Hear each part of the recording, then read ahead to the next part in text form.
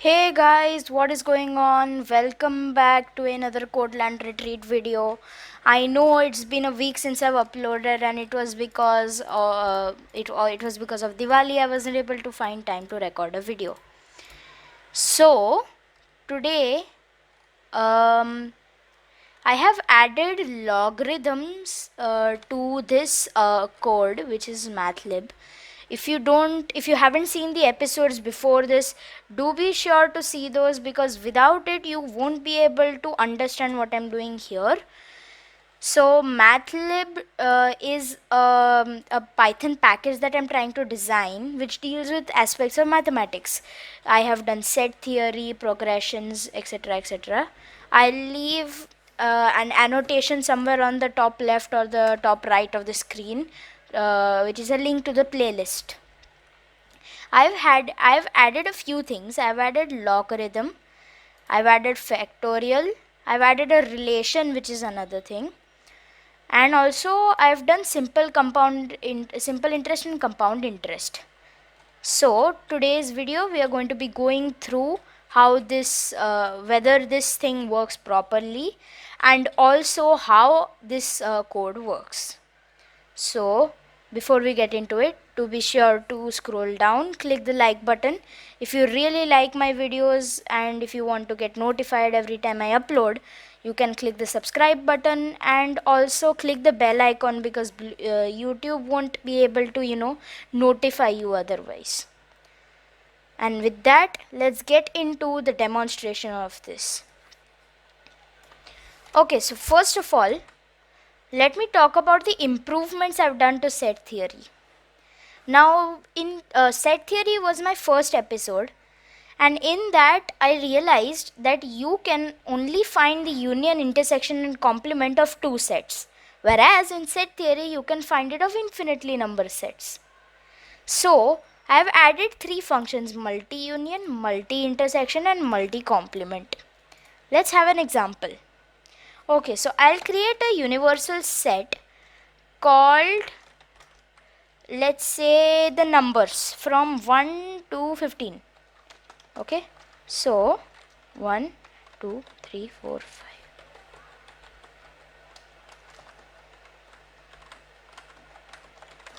Okay, then I'll have set 1, which is 1, 4, 7, 7, 8, 4, let's say 10. Then I'll have another set of like such randomly placed numbers.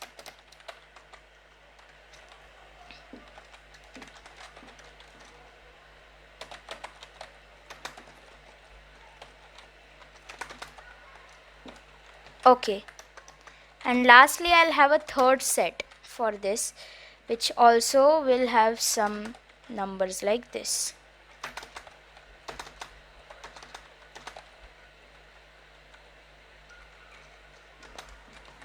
There we go. Now the first thing I'm going to do is I'm going to print these sets. Give me a second.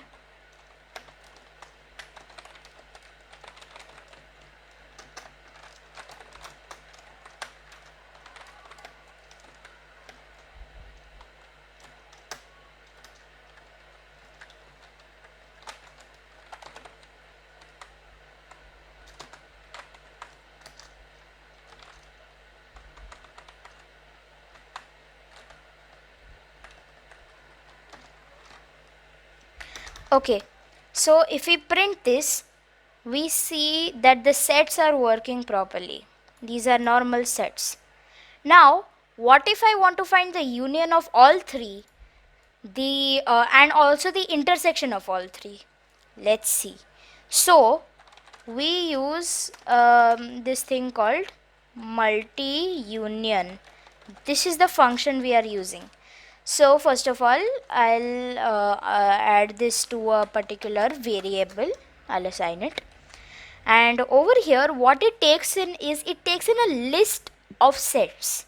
So the syntax is square brackets, and inside that you pass in the variables which hold the sets.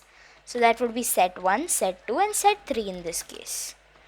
Now I'll do the same for result 2, but it is multi-intersection section set1, set2, set3. And the third result will be the complement of all three sets regarding the first set.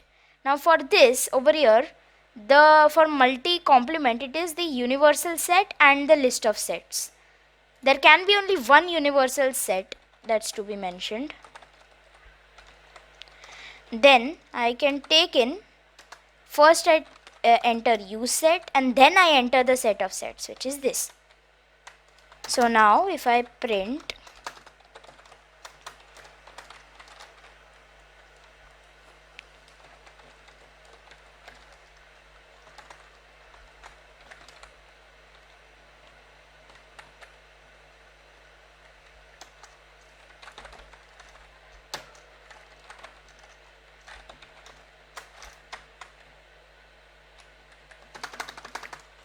okay, yeah, so this is what we've got. If I now run this, we see we can create a union of these sets, we can make intersection of these sets as well, and we can also make the complement. So this shows that the code works. Now that was the extension of set theory. Now let's start with log. So log is basically the opposite of indices. So let's say 2 raised to 3 is equal to 8. Okay, 2 raised to 3 is equal to 8. That is very well known. So the log of 8 to the base 2, which means log of 8 to the base 2 is equal to 3. It is used for finding the exponent when you know what the base is and what the result is. So I have incorporated this. Let's try our log example over here. So over here we can say number is equal to log of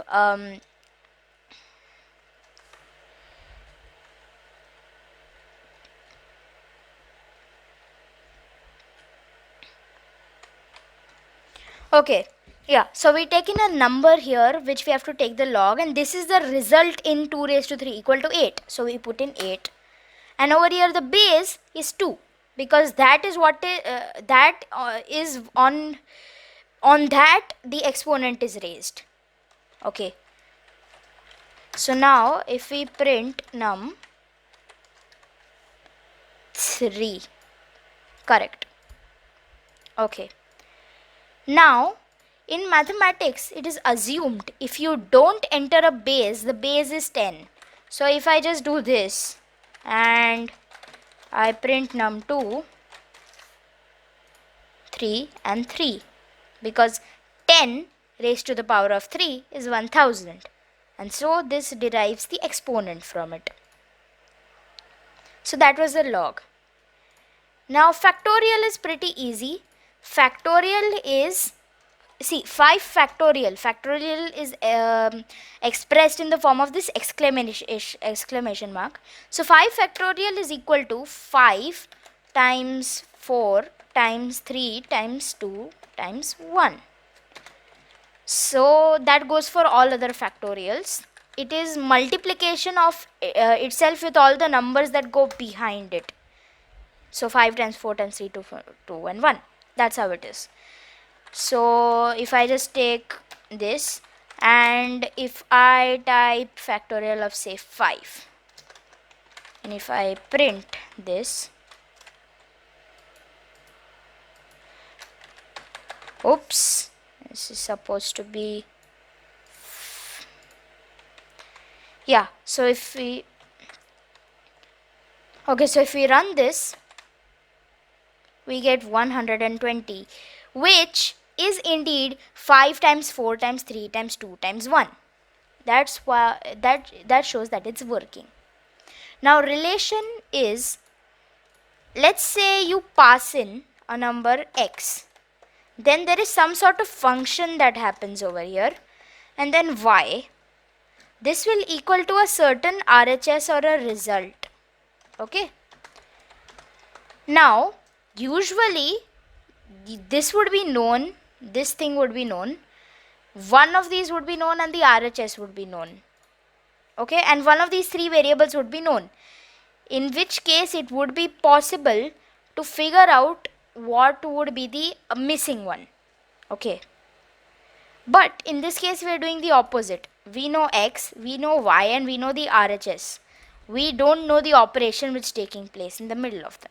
Yeah, so this takes in sum, difference, and product, as well as division and exponents. So let's have a try. Let's try 2 plus 3 is equal to 5. So I'll just list a few equations to do. 2 plus 3 equal to 5. Then we can do 2 minus 3 equal to minus 1. Then we can do 2 times 3 equal to 6. 3 divided by 2 is equal to 3 divided by 2 is equal to 1.5. We can also have 3 raised to 2 equal to 9, and we can have 2 raised to 3 equal to 8. Okay, yeah, so these are all the equations that I'll pass in with this, and I'll be right back after I write up the statements for this.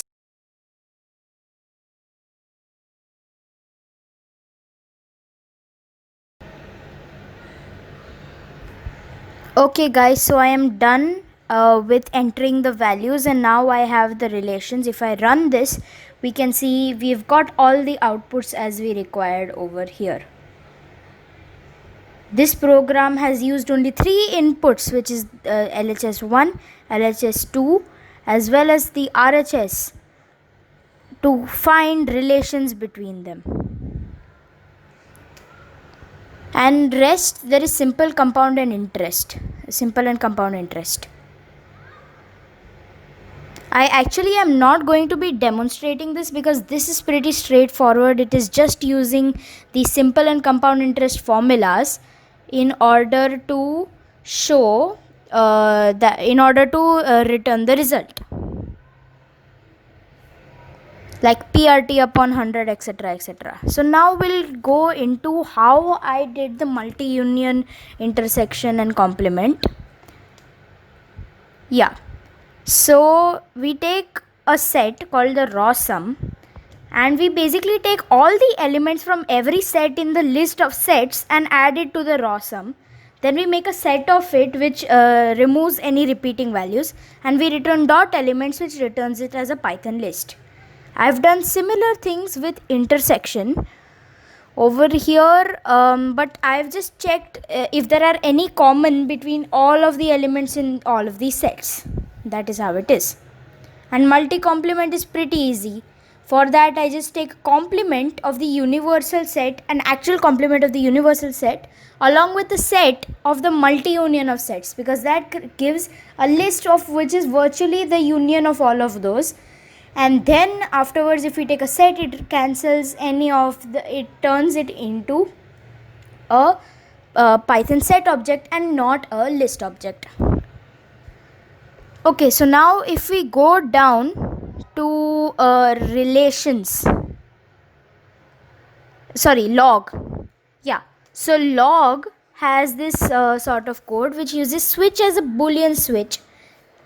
Yeah, so what it basically does is it checks if base raised to the this num, which is what we are returning, is equal to the number. Okay, so yeah, that's how the code works.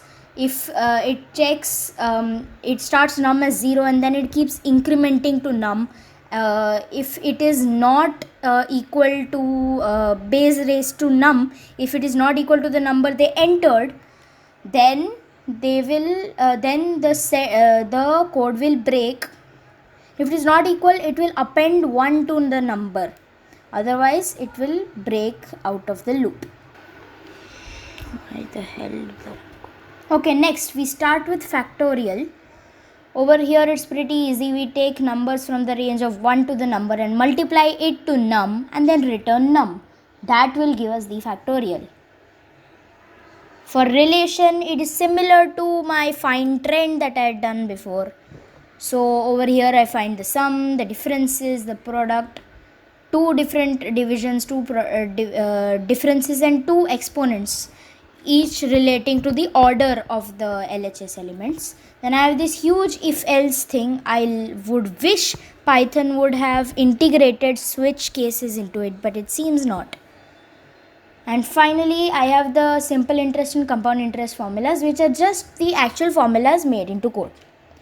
So guys, if you enjoyed today's video, do be sure to subscribe, like, and hit that notification bell. Comment down below what new things I should add to this project. And with that, bye bye.